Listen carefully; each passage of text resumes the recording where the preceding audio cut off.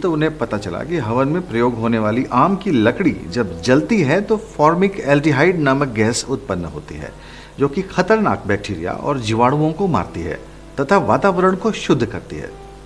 इस रिसर्च के बाद ही वैज्ञानिकों को इस गैस और इसे बनाने के तरीके का पता चला।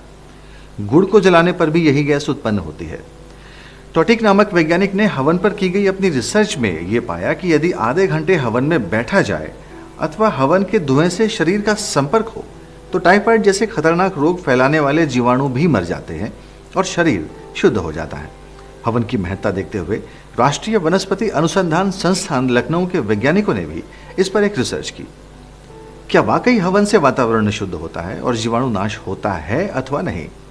उन्होंने ग्रंथों में वर्णित हवन सामग्री जुटाई और जलाने पर पाया कि ये विषाणु नाश करती है।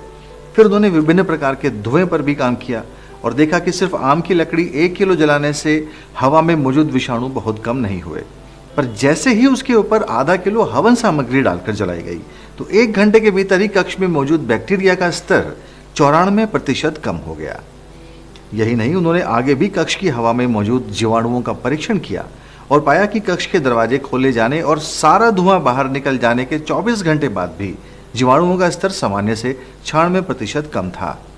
बार बार परीक्षण करने पर ज्ञात हुआ कि इस एक बार के धुएं का असर लगभग 1 माह तक रहा और उस कक्ष की वायु में विषाणु स्तर 30 दिन बाद भी सामान्य से बहुत कम था। यह रिपोर्ट एथनोफार्माकोलॉजी के शोध पत्र रिसर्च जर्नल ऑफ एथनोफार्माकोलॉजी में भी दिसंबर 2007 में छप चुकी है।